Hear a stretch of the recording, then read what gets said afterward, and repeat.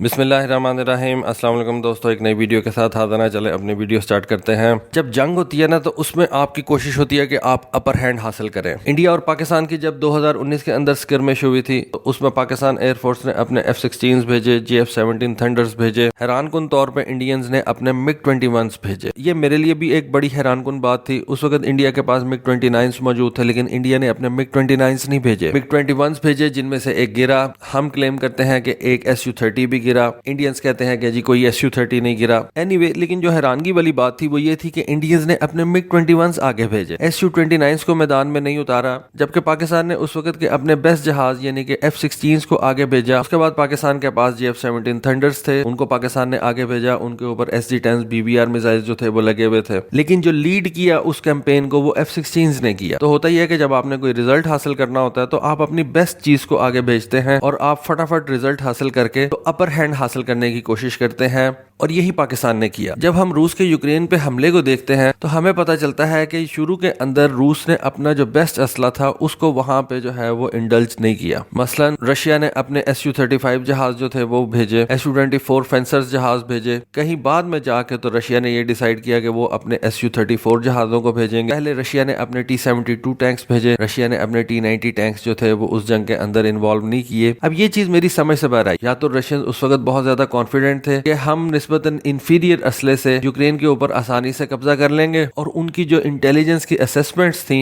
वो सारी की सारी गलत साबित हो गई। रशियन इंटेलिजेंस को यह पता होना चाहिए था कि अमेरिका हर सूरत में जो है वो यूक्रेन की मदद करेगा, और ये बेसिकली रूस जो है वो यूक्रेन के साथ नहीं लड़ा, बल्कि रूस जो है वो पूरे नेटो कंट्रीज के साथ लड़ा, जिनके अंदर अमेरिका भी शामिल है। और जब रूस अपने मिलिट्री ऑब्जेक्टिव्स को हासिल करने में नाकाम रहा, रूस का काफी ज्यादा नुकसान भी हुआ। उसके बाद रूस ने यह फैसला किया और हमने देखा कि रूस ने अपने कुछ हैवी बॉम्बर्स जो थे उनको वहां पे भेजा। रूस के Tu-22M3 स्ट्रेटेजिक बॉम्बर्स जो थे उनको यूक्रेन के अंदर देखा गया। उन्होंने यूक्रेन के अंदर लॉन्ग रेंज मिसाइल्स इस्तेमाल किए। स्ट्रेटेजिक बॉम्बर जाएगा तो वो अपने हिसाब से वेपन्स लेके जाएगा। तो ये जो Tu-22 बॉम्बर्स थे इनको रशिया ने शुरू के अंदर इस्तेमाल नहीं किया, बल्कि जब रशिया का जंग के अंदर काफी ज्यादा नुकसान हो गया उस वक्त रशिया ने इन बड़े बड़े बॉम्बर्स को यूक्रेन के अंदर भेजा। सेम इसी तरह से अब कुछ खबरें आ रही हैं, कुछ वीडियोस भी सामने आई हैं, जिनसे पता ये चलता है कि यूक्रेन के अंदर रशिया ने अपने Su-57 जहाजों को भी भेजा, और जंग के सिर्फ 2 से 3 हफ्तों के बाद जो है उन्होंने ये Su-57 जहाजों को यूक्रेन के अंदर बॉम्बिंग के लिए भेजना शुरू कर दिया।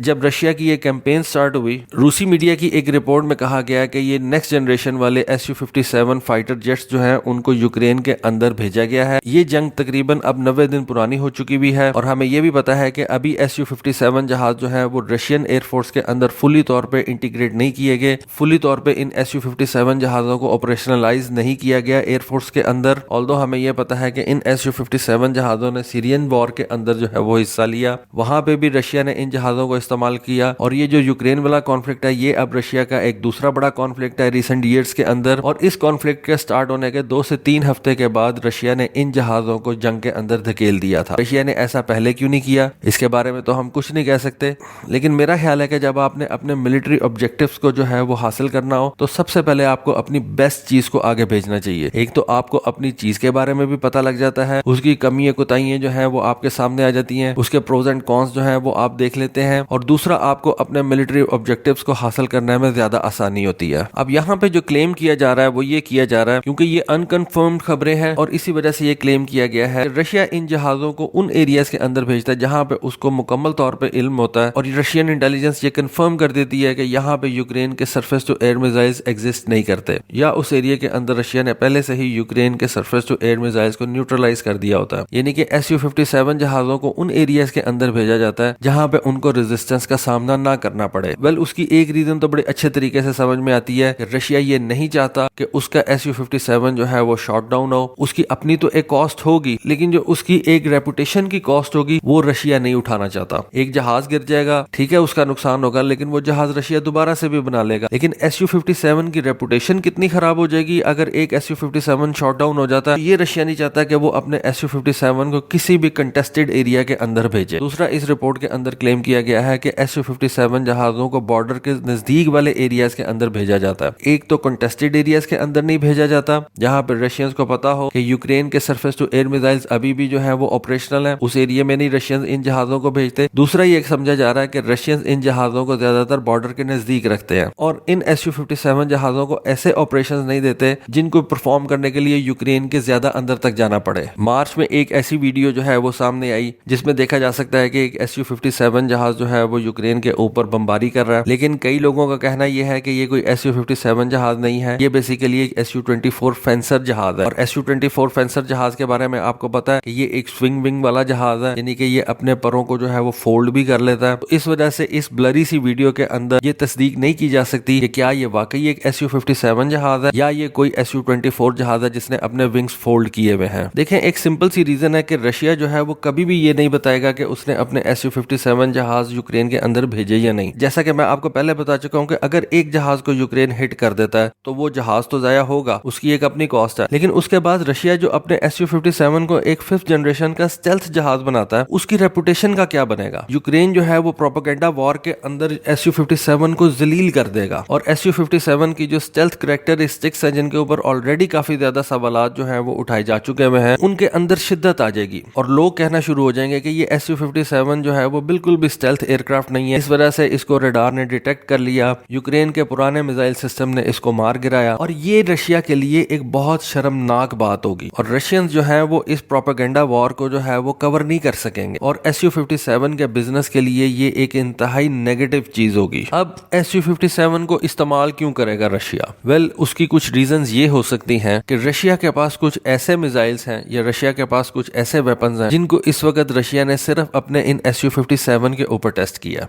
R-77 एडर मिसाइल्स जो हैं वो अपने Su-35 जहाजों के ऊपर भी लेके जा सकते हैं, लेकिन जैसा कि हमें पता है कि रशिया इस वक्त K-77M मिसाइल्स के ऊपर भी काम कर रहा है और ये मिसाइल उसने अपने सिर्फ Su-57 के साथ इंटीग्रेट किए हैं और इन्हीं के ऊपर टेस्टिंग कर रहा है और इस मिसाइल की जो रेंज है वो R-77 मिसाइल से डबल समझी जाती है। तो रशियंस डेफिनेटली ये सोचते होंगे कि ये एक अच्छा मौका है कि हम इस K-77 मिसाइल को एक जंग के अंदर जो है, एक एक्चुअल वॉर के अंदर जो है वो टेस्ट करें। देखिए, अमेरिका भी यही करता चला आया। मुझे तो ऐसा लगता है कि कई जंगे तो वो सिर्फ इस वजह से लगा देता है उसके पास जो इतना ज्यादा नया असला है वो उनको टेस्ट कर सके। तो रशिया भी यही करेगा कि उसके पास जो इतना ज्यादा बड़ा असला पड़ा हुआ है या उसने जो नया असला अपना टेस्ट करना है वो इस वॉरफेयर के अंदर उसको टेस्ट करेगा, वो यूक्रेन के अंदर उस असले को टेस्ट करेगा। फिर उसके बाद एक वेरी लॉन्ग रेंज वाला एयर टू एयर मिसाइल है जिसके ऊपर इस वक्त रशियंस काम कर रहे हैं और उसको रशियंस नाम देते हैं इसलिए 810। इस मिसाइल के बारे में समझा जाता है कि ये R-37M की एक जो है वो नई फॉर्म है, एडवांस फॉर्म है और इस इसलिए 810 मिसाइल को रशियंस अपने Su-57 के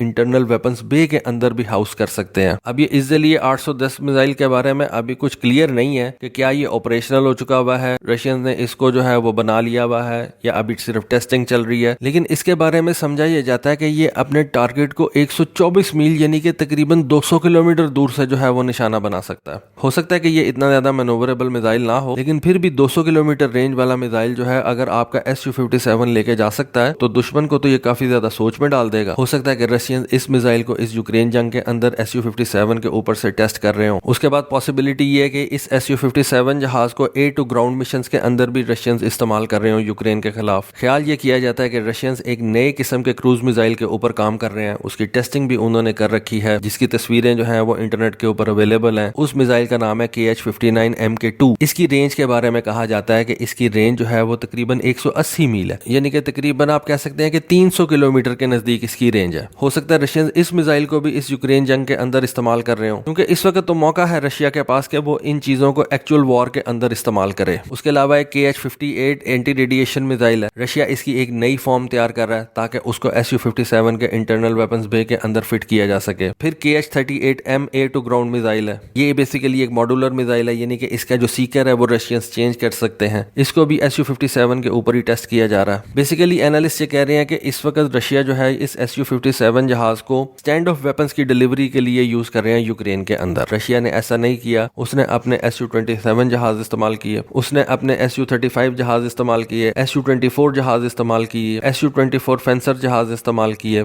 Su-34 जहाजों को भी वो काफी देर बाद जो है वो जंग के अंदर लेके आया। अब खबरें ये आ रही है कि Su-57 जहाज को वो काफी देर के बाद जंग के अंदर लेके आया। तो रशिया की ये जो स्ट्रेटेजी है ये समझ से बाहर है कि उसने अपने अच्छे जहाज जो है वो क्यों जंग के अंदर पहले नहीं लेके आया। लेकिन अब जो भी है, रशिया अब इन जहाजों को जो है वो जंग के अंदर ले ही आया और उसने अपने नए वेपन्स जो है इनके ऊपर टेस्ट करना शुरू कर दिए हैं। और अगर रशिया ने अपने इन हाई एंड जहाजों को मार्केट करना है, इनको दुनिया के सामने सेल करना है, तो रशिया को दो चीजें करनी पड़ेंगी। एक तो इस जहाज को कॉम्बैट के अंदर इस्तेमाल करना पड़ेगा, जो कि अब वो यूक्रेन के अंदर शायद कर भी रहा है। दूसरा, इस जहाज के साथ रशिया को वेपन्स भी बनाने पड़ेंगे और उनको सेल के लिए जो है वो सामने रखना पड़ेगा। एक जहाज परचेज करके एक किसी भी कंट्री ने क्या करना है, तब तक आप उस कंट्री को ये नहीं बताएंगे कि ये वाला जो 5th जनरेशन वाला जहाज है ये वेपन भी इस्तेमाल कर सकता है, ये वाला वेपन भी इस्तेमाल कर सकता है, इस वेपन की आगे से ये क्वालिटीज है, इस वेपन की आगे से ये कैपेबिलिटीज है, तो तब तक आप किसी भी अच्छे जहाज को जो है वो मार्केट नहीं कर सकते, किसी भी अच्छे जहाज को सेल नहीं कर सकते जब तक आप उस जहाज के साथ अच्छा असला नहीं सेल कर सकते। अगर एमरैम आप हटा लें तो किसी ने F-16 को परचेज करके क्या करना है? अगर आप PL-15 मिसाइल हटा लें तो किसी ने J-10C जहाज को परचेज करके क्या करना है? सेम वही वजह है कि अगर रशिया ने इस Su-57 जहाज को दुनिया को सेल करना है तो उसको ये नया और मॉडर्न असला दुनिया के सामने रखना पड़ेगा। प्लस फिर ये असला भी जब बिकता है तो आपके लिए अलग से रेवेन्यू जनरेट करता है। तो शायद रशिया अब इसी वजह से इस यूक्रेन जंग के अंदर अपना नया जहाज भी इस्तेमाल कर रहा है और अब अपना नया असला जो है वो भी इस जंग के अंदर इस्तेमाल करके टेस्ट कर रहा है। तो दोस्तों, ये एक वीडियो और ये एक इन्फॉर्मेशन मेरी नजरों के सामने से गुजरी थी, सोचा आपके साथ शेयर करूं, इसमें अपना एनालिसिस थोड़ा सा दूं। होपफुली आपको आज की वीडियो, आज की इन्फॉर्मेशन पसंद आई होगी। कमेंट सेक्शन में अपनी राय से जरूर आगाह कीजिएगा। आज के लिए बस इतना ही। Thank you. Allah Hafiz.